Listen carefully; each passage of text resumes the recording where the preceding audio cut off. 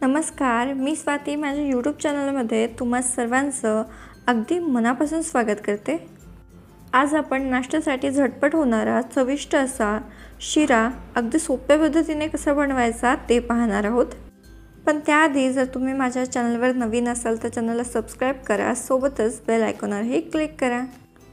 तुपातला शिरा बनविण्याकरिता सर्वप्रथम एका कढईमध्ये मी 2 चमचे तूप घेतले।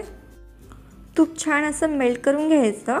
आता यामध्ये आपण काही ड्रायफ्रूटचे काप घालणार आहोत। तुम्ही आवडीप्रमाणे कुठलेही ड्रायफ्रूट्स यामध्ये यूज करू शकता। हे ड्रायफ्रूट्स आपण लो फ्लेमवर छान असे खरपूस भाजून घेऊ। आता आपण याला काढून घेऊया। आता याच तुपामध्ये आपल्याला एक छोटी वाटी रवा घालायचा आहे आणि हा रवा लो फ्लेमवरती छान असा तांबूस कलर येईपर्यंत आपल्याला परतून घ्यायचा आहे। तुम्ही बघू शकता रव्याला छान असा तांबूस कलर आलेला आहे, रवा छान भाजलेला आहे।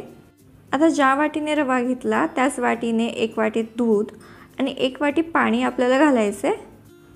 जर तुम्हाला शिरा थोडासा पातळ हवा असेल तर तुम्ही 1 वाटी दूध किंवा पाणी वाढवू शकता, किंवा तुम्ही संपूर्ण दुधामध्ये किंवा संपूर्ण पाण्यामध्ये देखील हा शिरा बनवू शकता। आता गुठळ्या मोडत आपल्याला छान असं शिरा कालवून घ्यायचा आहे आणि काही वेळ मंद आचेवर छान असा वाफवून घ्यायचा आहे। काही वेळातच शिरा छान वाफवून होतो, तुम्ही बघू शकता। 1 वाटी रव्याकरिता इथे मी अर्धी वाटी साखर यामध्ये घातलेली आहे।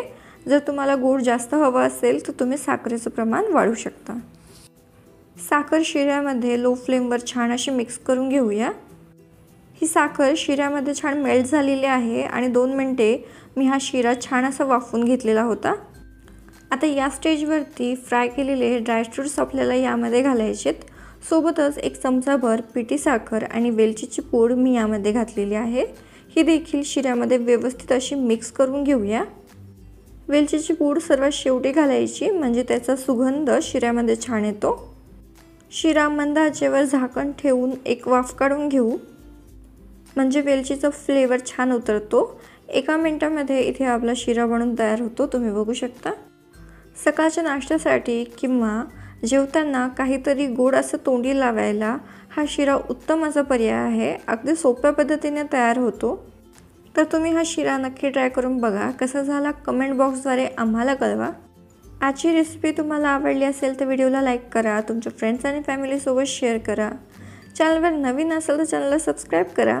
लवकरच भेटूया अशाच एका नवीन रेसिपीसोबत।